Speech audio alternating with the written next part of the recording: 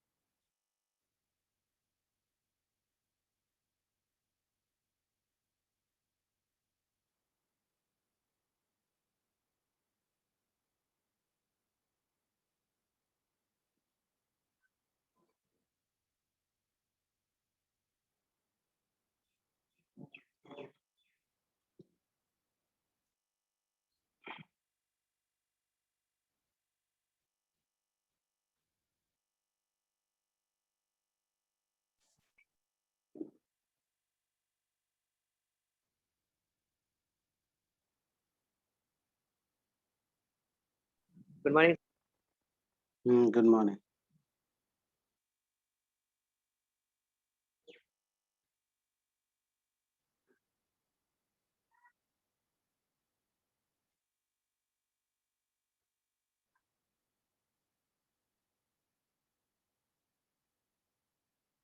तक्ष, तुम कल प्रेजेंट थे?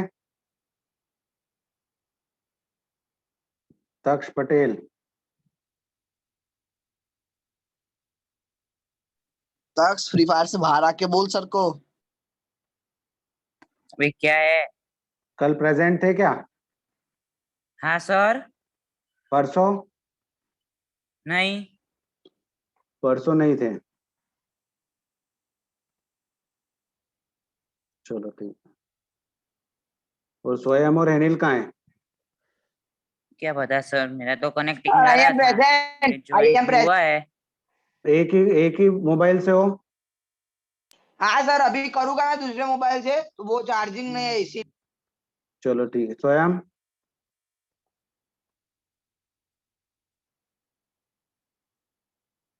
सर रुको, मैं ज्वाइनिंग कर लेता हूँ सर, मेरा 20% चार्जिंग है, वो दूसरे मोबाइल में आ ही जाता है, रुको।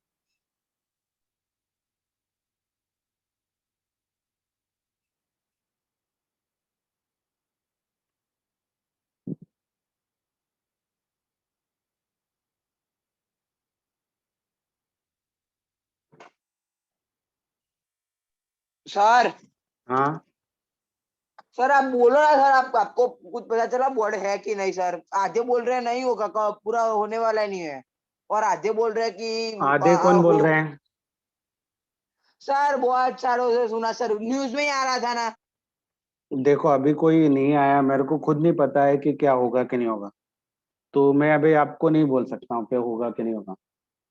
मुझे नहीं पता है कि हमने राकेश सर ने बोला था कि अभी तो आपके लिए बोर्ड नहीं है, लेकिन आपको एग्जाम तो मतलब बोर्ड जैसी देनी होगी, लेकिन पेपर जो नॉर्मल स्कूल में चेकिंग होता है वैसी चेकिंग होगी। हाँ, तो बोर्ड नहीं होगा तो क्या होगा? पेपर गवर्नमेंट ही बनाएगी। बोर्ड का मतलब हट जाएगा, मतलब ये, इसका मतलब ये नहीं है। पेपर तो, क्वेश्चन पेपर तो गवर्नमेंट ही देगी, बट सॉल्व मतलब जो आंसर शीट है वो स्कूल में चेक होगी, बस इतना आ रहेगा। अगर बोर्ड हट गया तो, और नहीं हटा तो बस बाहर स्कूल जाए। में होता है तो कॉन्फिडेंस रहता है ऐसे। देखो अभी अभी तो कुछ नहीं, अभी कहीं पे ऐसा लीगली कहीं नोटिस नहीं मिला है हमें। जो भी होगा वो आपको पता चल जाएगा, न्यूज व्यूज में भी आ जाएगा।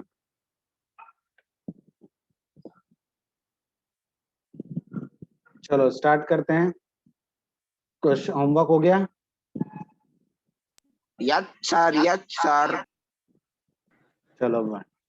तो हम नेक्स्ट हमारा ये है, एक क्वेश्चन बाकी था एक्सरसाइज में, तो उसको डिस्कस कर लेते हैं। देखो एक्सप्लेन हाँ सर, एक हाँ, एक्सप्लेन वाई 7 क्रॉस 13 प्लस, ये आपको बताना है कि ये कंपोजिट नंबर है। तो देखो हमने एक थ्योरम पढ़ी थी ऊपर ही, कि हम कंपोजिट नंबर को प्राइम नंबर्स के फैक्टर्स के फॉर्म में लिख सकते हैं। तो ये क्वेश्चन चलो मैं यहीं पे सॉल्व कर देता हूँ, आप स्क्रीनशॉट यहीं ले लेना।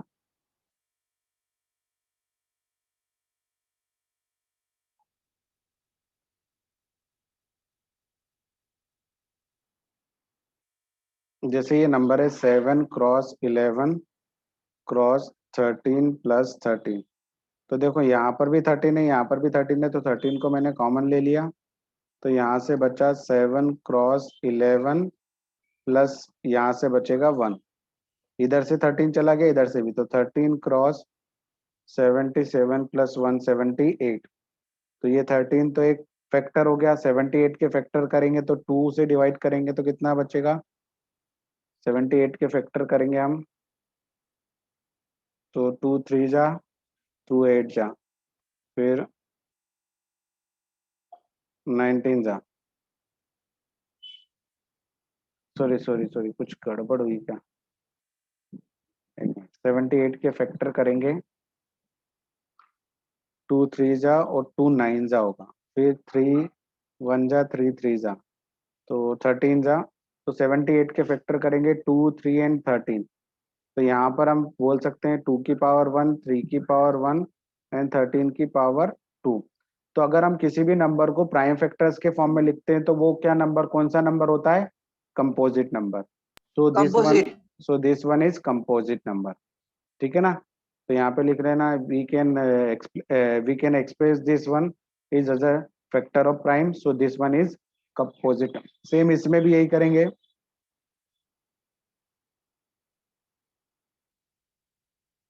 टू इंटू 1 + 5, तो 5 यहाँ पर भी है, 5 यहाँ पर भी है, कॉमन ले लिया। तो ये हो जाएगा 7 cross 6 cross 4 cross 3 cross 2 cross 1 + 1।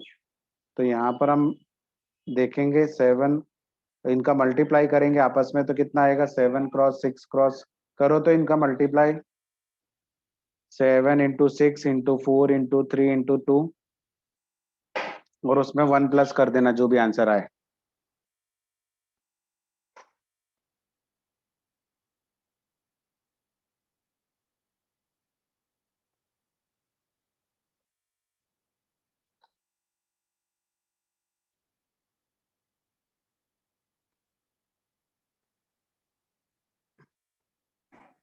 Sir 1009।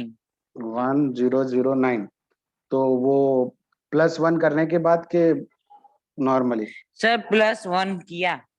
जो भी इनका +1 करने के बाद सर 1009, ठीक है ना? 1009। तो ये हो गया 5 क्रॉस 1009। अब इसके कोई फैक्टर होंगे, ठीक है ना? तो इसके 1009 के फैक्टर पता है क्या होंगे? किससे डिवाइड होगा ये? 3 से तो नहीं होगा, 7 से होगा, 11 से, या किसी से होगा क्या? 11 से भी नहीं होगा, 7 से,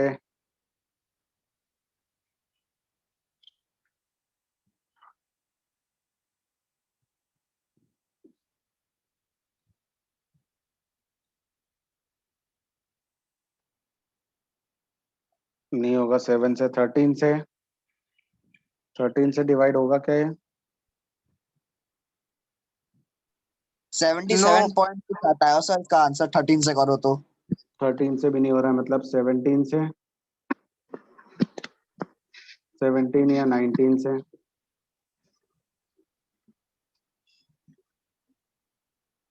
17 से सर 59 पॉइंट कुछ आता है। और 19 से? एक मिनट सर, किसी ना किसी से तो डिवाइड हो ही रहा होगा। 90 से भी नहीं होगा शायद। 19 से सर 53 होता है। 53 टाइम्स हो रहा है। हाँ सर 53 होता है, 53.105 ऐसा नहीं, चलता है। पॉइंट नहीं तो क्या पीयूष टू बी? पॉइंट नहीं आना चाहिए। तो 21 या 23 से डिवाइड करो।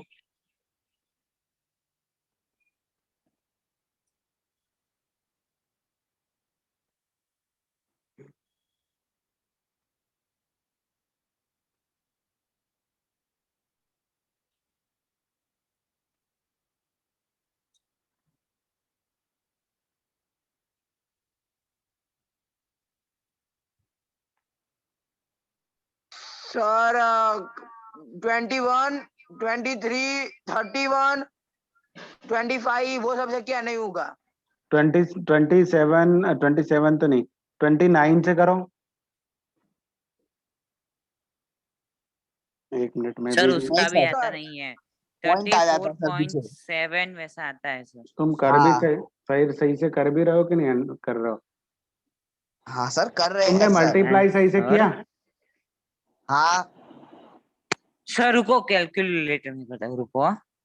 कैल्सी 7 में multiply by 6 multiply by 4 multiply by 3 multiply by 2 plus 1, sir 1009 बस। +1 भी तुमने उधर ही लगा दिया तो फिर गलत आएगा ना, पहले आंसर निकालना। सर आंसर निकाला, क्या आया? 7 मल्टीप्लाई बाय 1008, 1008 आया पक्का? 102%। सर किसका किसका है 109 डिवाइड बाय? अबे किसी से भी कर, उसका फैक्टर निकालना है।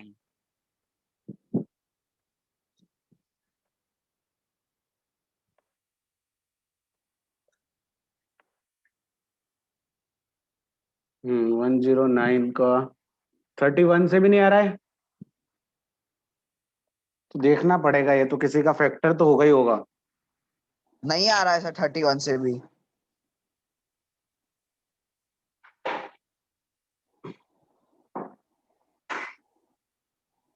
चलो तो ये अपन ऐसे ही लिख देते हैं कि it is a factor of as a prime number. 3 factor है, 3 से ज्यादा 2 से ज्यादा फैक्टर होते हैं तो उसको हम क्या बोलते हैं? Composite number. ठीक है ना, यहाँ पे लिख देना है these numbers having more than 2 factor so it is a composite number. मत करना इसको, चलो आगे। ठीक है, ये होगा तो सही सर किसी से। हाँ, 62 से करे सर ट्राई, 62 से एक बार।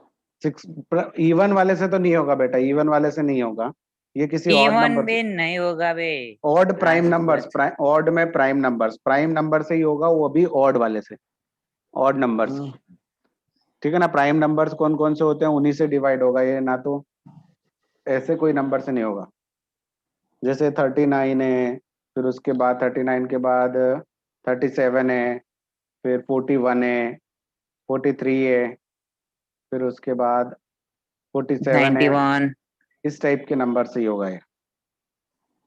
जो कुछ, किसी के भी टेबल में ना आते हो। हाँ कुछ भी होगा, ऐसा कुछ होगा, निकालने पड़ेंगे नंबर्स। कौन सा होगा देख लेना है, ऐसा कुछ होगा कोई नंबर।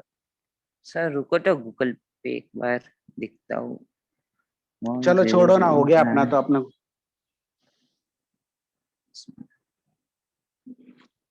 यहाँ पर सर्च सर इसमें सर मैंने लिखा ना, हाँ is 1009 is a prime number, तो उसने कहा हाँ।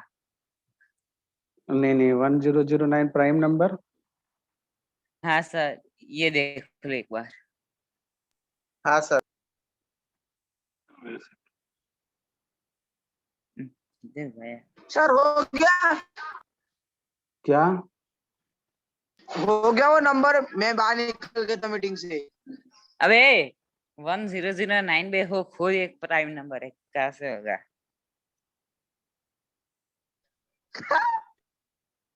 अबे पोपट हुआ बे, हमारा कब का ढूंढ रहा हूँ मैं तो। हाँ सर प्राइम नंबर है। प्राइम नंबर है। यस सर, हाँ सर प्राइम नंबर ही देखो है। वीडियो दिखाता हुआ। सर वीडियो ऑन ही है ना? हाँ ये किधर गया? हाँ सर ये देख लो, हाँ ये देख लो वीडियो में। सर मैं दिखाता हाँ हूँ, प्राइम नंबर है, चलो ये देखो। चलो प्राइम नंबर अबे है तो सर ने मतलब क्या दिया? इसके 3 फैक्टर है। ये इसके मोर देन 3 फैक्टर है, तो ये क्या है, मोर देन 2 फैक्टर, एक 5 होगा, एक 1009 और एक 1। तो ये 3 फैक्टर है, तो यहाँ पर हम इसको बोल सकते हैं कि ये एक कंपोजिट, कंपोजिट नंबर।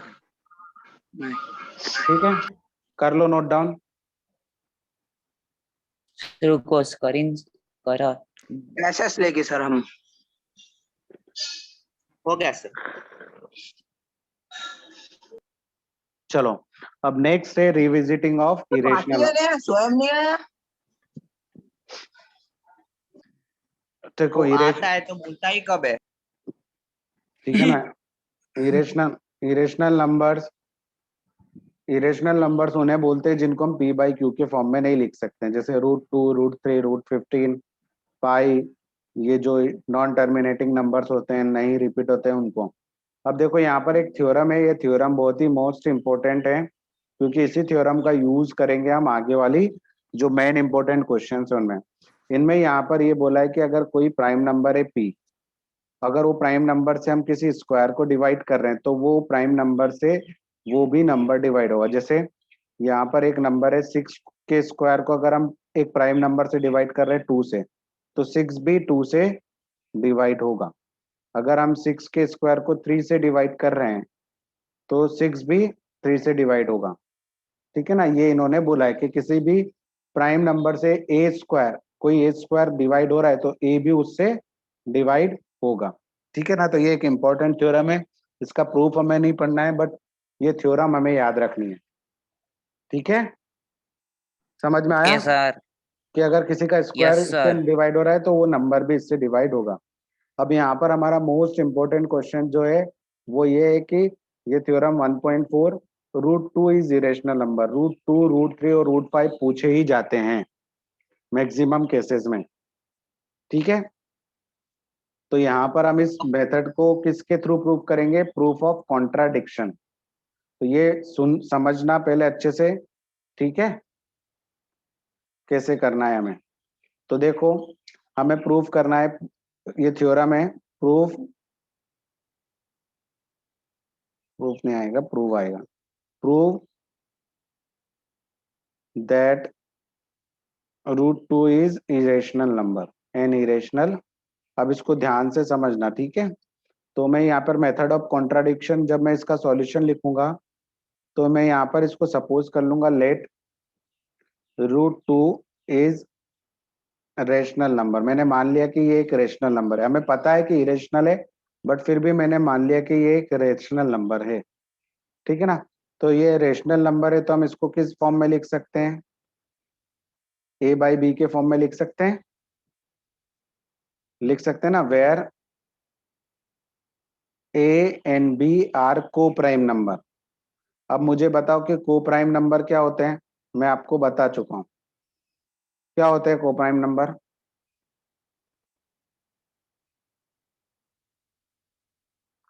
क्या होते हैं को प्राइम,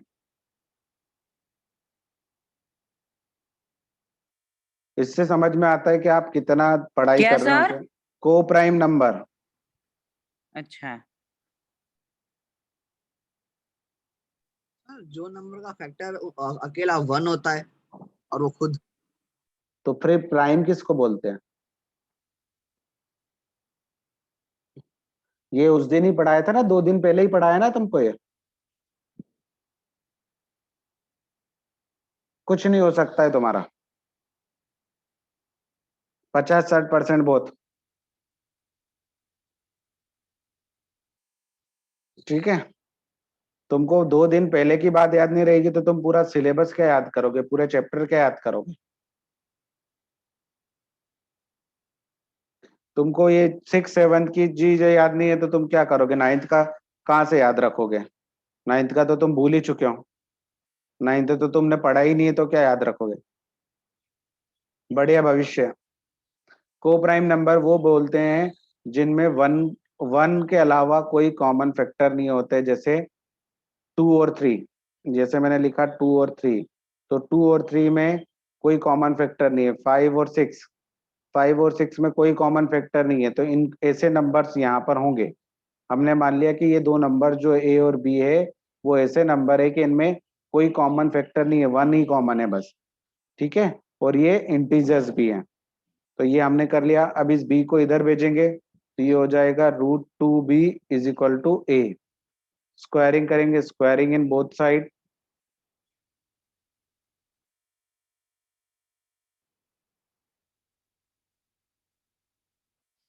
ठीक है ना, दोनों साइड स्क्वायर करेंगे तो √2 का स्क्वायर 2 हो जाएगा, बी का बी स्क्वायर हो जाएगा और ए का ए स्क्वायर हो जाएगा। तुमसे 10th ही नहीं निकल रहा है, तुम बड़े आगे जाके क्या ग्रेजुएशन करोगे। 2b square is equal to A square, ठीक है।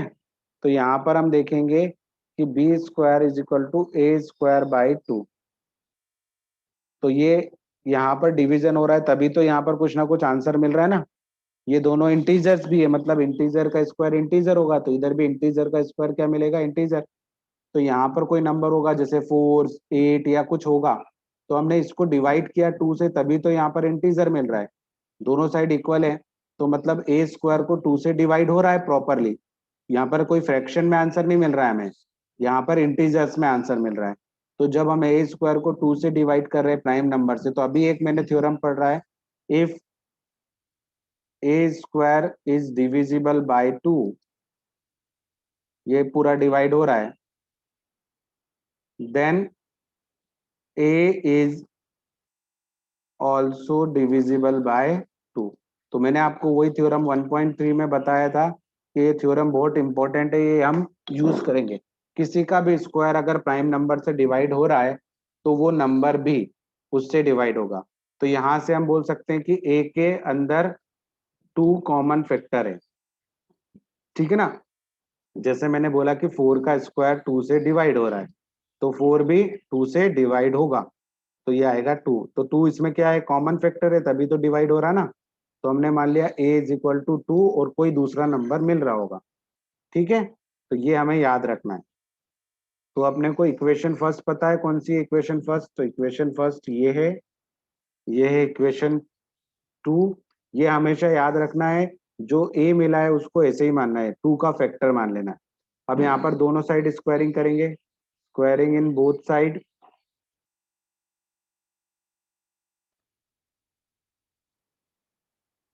तो देखो ए स्क्वायर करेंगे, यहाँ पर हो जाएगा 2 का स्क्वायर 4 और सी स्क्वायर। इस ए स्क्वायर की वैल्यू, इस ए स्क्वायर की वैल्यू कहाँ रख देंगे, इक्वेशन फर्स्ट में। तो in equation first A square is equal to क्या आ जाएगा, 2b square is equal to 4c square, ठीक है ना। ये ए स्क्वायर की वैल्यू 4c स्क्वायर मैंने यहाँ पर पुट कर दी, तो 2b square is equal to 4c square. अब इस 4 को इधर ले आते हैं, तो 2 से 2 कैंसिल हो गया, तो यहाँ से हमें मिलेगा b square by 2 is equal to C square. Same condition मिल गई, ये ऐसी जैसी यहाँ मिली थी वैसी ही हमें यहाँ मिल गई। तो मतलब बी स्क्वायर को 2 डिवाइड कर रहा है, तो यहाँ पर भी हम लिख देंगे if B square is divisible bye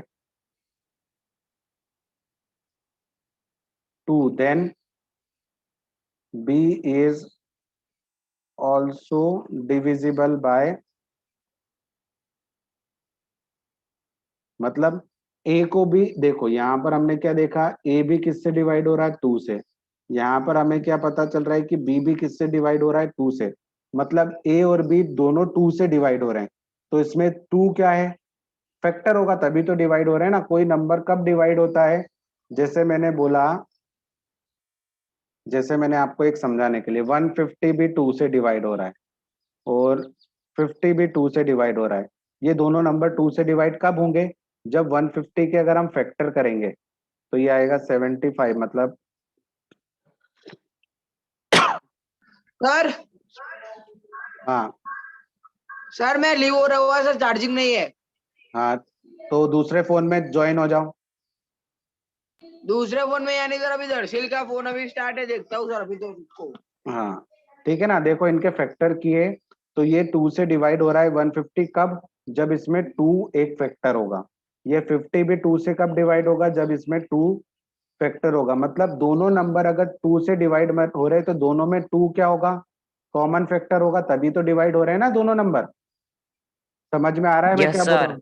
ये नंबर भी 2 से डिवाइड हो रहा है, ये नंबर भी 2 से डिवाइड हो रहा है, मतलब दोनों में 2 कॉमन है, तभी तो 2 से 2 कैंसिल हो रहा है। तो यही चीज इन्होंने बोली कि if a is divisible by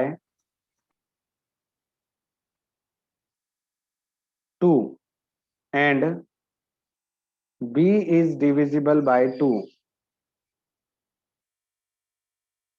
ठीक है ना, ये दोनों नंबर 2 से डिवाइड हो रहे हैं, then 2 is common factor in a and b, ठीक है ना, a और b में 2 कॉमन फैक्टर है। बट सबसे पहले ही मैंने यहाँ पर क्या बोला था, आपको बताया था कि ये को प्राइम है, इसमें कोई कॉमन फैक्टर नहीं है।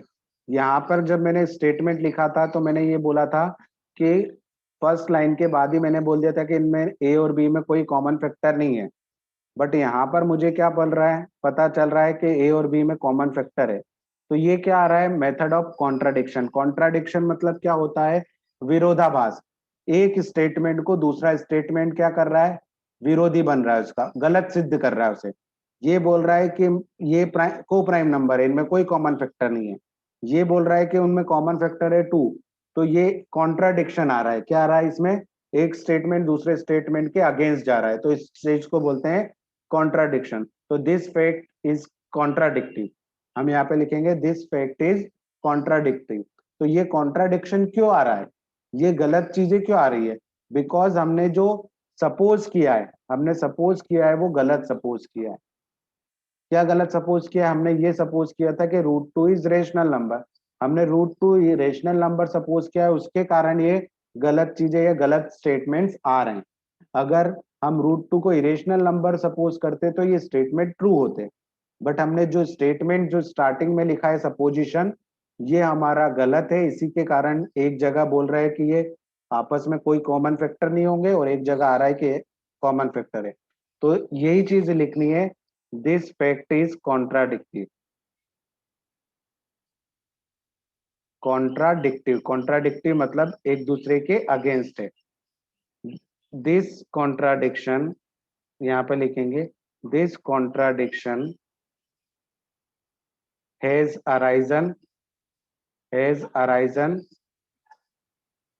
ये लाइन लिखना जरूरी है, जो 3 लाइन लिखी ना, ये arisen due to our wrong assumption या सपोजिशन। ये लाइन क्यों आ रही है, क्योंकि हमने रॉन्ग अजम्पशन किया। देयरफॉर या so that √2 is an irrational number. तो हमने लिख दिया कि √2 एक इरेशनल नहीं होके एक इरेशनल नंबर होगा। ये मोस्ट इंपोर्टेंट क्वेश्चन है 3 या 4 मार्क का। या तो ये √2 के लिए आएगा, या तो √3 के लिए आएगा, या √5 के लिए आएगा। ठीक है, तो ये क्वेश्चन आएगा ही आएगा एग्जाम में। तो हम फिर से एक बार देख लेते हैं कि कैसे प्रूफ करना है। हमें क्या बताना है, ए और बी में कॉमन फैक्टर बताना है। हम यहाँ पर बोल रहे कि कोई कॉमन फैक्टर नहीं है, तो हमें ऐसे स्टेटमेंट्स लिख के उन्हें कॉमन फैक्टर बताना है। ठीक है, जब √3 का करेंगे तो यहाँ पर जहां जहां पर भी 2 है वहां पर 3 हो जाएगा। यहाँ पर 3 का स्क्वायर 9, तो जहां जहां पर भी 2 दिख रहा है बस वहां पर 3 लिख देंगे, तो हमारा √3 प्रूफ हो जाएगा। ठीक है ना, तो मैं फिर से एक बार समझाता हूँ।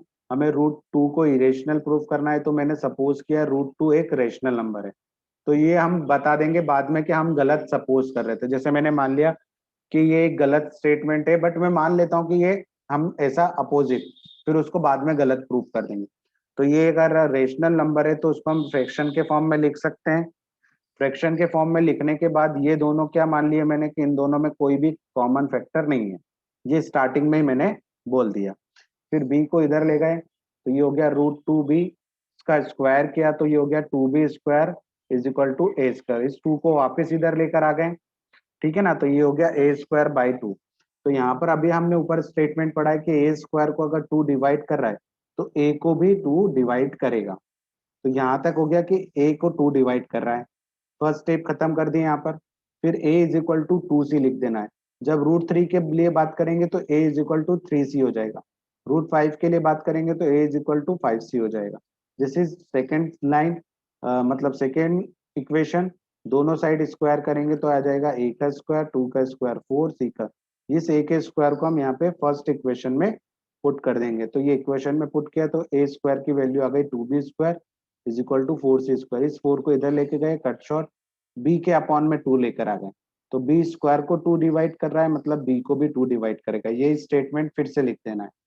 If a square is divided by 2 then a is also divisible by 2। Same b square को 2 से डिवाइड कर रहे तो b भी। तो मतलब 2 दोनों में कॉमन है। जब हम 3 के लिए करेंगे तो 3 हो जाएगा। If a is If a is divisible by 2, b is also divisible by 2, मतलब 2 दोनों में कॉमन फैक्टर है। तो ये लिख देना दिस फैक्ट इज कॉन्ट्राडिक्टिव। अब ये फैक्ट कॉन्ट्राडिक्टिव क्यों आ रहा है? बिकॉज हमने गलत अजम्पशन किया था। तो अब हम सही करेक्ट कर लेते हैं अपने अजम्पशंस को कि √2 एक इरेशनल नंबर है। ठीक है, यही चीजें आपको आपकी टेक्स्ट बुक में भी दी गई है। सेम जिस तरह से मैंने बताया वही चीज इन्होंने बताई है। इन्होंने अज्यूम किया कि √2 एक रेशनल नंबर है। √2 को r/s मान लिया। rs have common factor only 1, मतलब 1 ही कॉमन फैक्टर है और कोई कॉमन फैक्टर नहीं है। Then we divided by common factor अगर होते हैं तो। फिर इन्होंने वही चीज बोल दी जो मैंने बोली, a और b कोप्राइम है। कोप्राइम मतलब इनमें कोई कॉमन फैक्टर नहीं है। इस 2 को इधर ले गए, स्क्वायर करके दोनों ने लिखा। फिर वही स्टेटमेंट लिखा 2 डिवाइड्स a स्क्वायर। तो according to theorem 1 A B divide, A square को 2 डिवाइड कर रहा है तो ए को भी डिवाइड करेगा। तो we can write A is equal to 2c, जो मैंने लिखा है। फिर उसके बाद दोनों साइड स्क्वायर किया, B square is equal to 2c square, जो पुट किया था। ठीक है ना, आ गया। तो यहाँ पर भी पता चल रहा है कि बी स्क्वायर भी 2 को डिवाइड कर रहा है, मतलब बी भी डिवाइड करेगा। इन्होंने लिखा ए और बी दोनों में एटलीस्ट 2 कॉमन फैक्टर है, मतलब 2 एज ए कॉमन फैक्टर है। दोनों में कॉमन फैक्टर क्या है? 2। तो but this contradictive fact A और B have no common factor. ये बोल रहा है कि ये तो कॉन्ट्राडिक्टिव फैक्ट है, मतलब ए और बी में कोई कॉमन फैक्टर था ही नहीं स्टार्टिंग से। अब ये 2 कहाँ से आ गया? तो this contradiction has arisen because of our incorrect assumption. Our wrong assumption के कारण ही ये सब हो रहा है, क्योंकि √2 रेशनल माना था हमने। So we conclude that √2 is irrational number. Same √3 के लिए भी सेम चीजें करनी है, बट जहां जहां पर 2 था वहां पर इन्होंने 3 प्रूव कर दिया। और यही चीज √5 के लिए भी करनी है। आया समझ में? Yes sir. हाँ, ये आपको लर्न करना है, लर्न करो, रटना है रटो, समझना है समझोगे तो और अच्छी बात है, आप कोई भी नंबर का निकाल सकते हो। बट आपको ये याद करना है, ये 4 मार्क्स में या 3 मार्क्स में पूछा ही जाता है। ठीक है, तुमने बहुत सारी यहाँ गलती की थी पिछली बार। मैं बोलता था कि ये क्वेश्चन आईएमपी, इसको कर लो, वही क्वेश्चन एग्जाम में देता था और तुमसे नहीं होता था। ठीक है, क्योंकि तुम सीरियस लेते ही नहीं हो कोई भी चीज। तुमको मैं बोल रहा हूँ कि आईएमपी आईएमपी कर लेना कर लेना, और लास्ट टाइम पे तुमको नहीं समझ, तुमको देखो क्या है, जिसमें भी समझना पड़े या जिसमें भी ज्यादा हार्डवर्क करना पड़े तुम वो चीज छोड़ ही देते हो। ये देखा है मैंने कि इसमें यार हार्डवर्क करना पड़ेगा, स्टेटमेंट लिखने पड़ेंगे, कौन करे? 3 मार्क्स नहीं आएंगे, 4 मार्क्स नहीं आएंगे तो चलेगा। अरे भाई कब तक छोड़ोगे? कौन कौन सी चीजें छोड़ोगे तुम?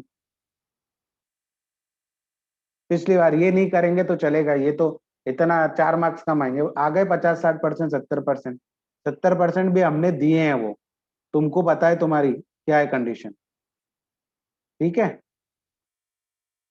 तुमको पता है खुद कि तुम कितने पानी में हो, हमें बताने की जरूरत नहीं है किसी भी टीचर को। तो पढ़ाई करो, 10th आए, बोर्ड है कि नहीं है, अभी से टेंशन हो गया। बोर्ड लास्ट टाइम पे, गवर्नमेंट तो लास्ट टाइम पे डिसाइड करती है कि एग्जाम लेनी है कि नहीं लेनी है। बोर्ड बोल दिया कि बोर्ड है तो क्या फिर बाद में उसी टाइम तैयारी करोगे? थोड़ा तो सीरियस हो, करो। मैंने जो लिखा है उसे नोट डाउन करो पहले और उसको लर्न करके रखना। नहीं आए तो घर पे खुद से ट्राई करना पहले, यही सेम स्टेटमेंट्स लिखने हैं आपको। करो नोट डाउन। Okay sir. ले लिया सर स्क्रीनशॉट। ये सेकंड भी लो। रूट 3 और रूट 5 के लिए आपको ही करना है, तो ये इन दोनों के लिए आप करके बताना। कल जो भी डाउट आए कि सर ये कैसे हुआ, ये पूछना मंडे को, ठीक है? ठीक है सर, ये भी ले लिया सर उसका सर। स्क्रीनशॉट। हाँ सर ये भी स्क्रीनशॉट ले लिया। हाँ। दर्शिल इस बार बेटा मेरे को बिल्कुल भी वो नहीं चाहिए, पढ़ाई में नो कॉम्प्रोमाइज, ठीक है? कोई भी बच्चा हो, दर्शिल हो, प्रिंस तुम भी, ठीक है ना? हैंड राइटिंग सुधारो। हैंड प्रिंस राइटिंग है ही नहीं। कहाँ गया? सर कोई निकल नहीं है गया, सर, बाय सिर्फ टाटा। आप, मैं, तक्ष और पीयूसी है, बाकी सब चले गए। और चलो हैनिल, इनको, वो हैनिल मेरे बाजू में बैठा है। हाँ तो उसको देखते हैं अभी, अपन देखते हैं प्रिंस को देखते हैं अभी, रुक जाओ।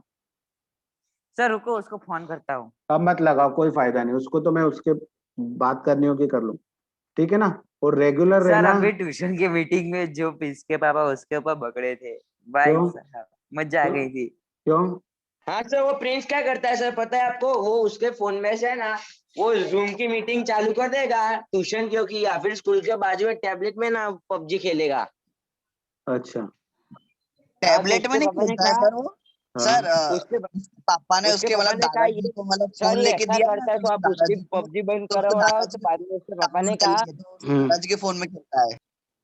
अच्छा हाँ, अच्छा। और सर बाद में उसके पापा ने कहा ये प्रिंस का ऐसा ही डालना, मैं तो उसको गुजराती मीडियम में डाल दूंगा। अरे गुजराती में क्या, उसको पढ़ाओ ही मत, पढ़ा के पैसे खर्च क्यों करना है? उसको भेजो अभी से काम कर रहे हैं, उसको समझ में आएगा कि ये पैसा कैसे कमाया जाता है। पैसे अमाउंट कोई ऐसे ही नहीं आ जाता है बिना हार्डवर्क के। तुम 2 मिनट भिखारियों को देखते हो, उनको देखो वो कितना वो करते हैं। वो ऐसे ही नहीं, उनको कमाना आता है तो फिर वो ऐसे ही नहीं कमा लेते। कितना हार्डवर्क करना पड़ता है उस चीज के लिए। और उस हार्डवर्क के लिए अगर तुम मजदूरी करोगे तो तुमको कितना, मजदूर जो होता है ना उसको एक दिन का कितना मिलता है पता है? कितना मिलता है? दिन का हाँ 100 रुपए मिलते होंगे सर। 150 क्या या 100? 200। हाँ 150 या 200 रुपए बस, इतना ही। 300? हाँ तो 300 मिलते होंगे, तो 300 हर दिन उसको मजदूर थोड़ी मिलता है। तुम अरे जाके यार खड़े, ये क्या हो जा रहा है। ठीक है ना? तो तुम मजदूरी कर लोगे दिन भर, वो जो काम कराने वाला है 300 रुपए दे रहा है, तो तुमसे 300 की बजाय 500 का काम करवाएगा जब 300 देगा। तो इसको भेजता हूँ मैं कल से, इसके पापा को बोलता हूँ कि तो तुमको इनको एक एक महीने करवाओ पहले सबको, फिर पता चले इनको के पैसे पढ़ाई लिखाई तो कर नहीं रहे कोई भी। पढ़ लो, नहीं तो यही चीज रह जाएगी जिंदगी भर। चलो बाय।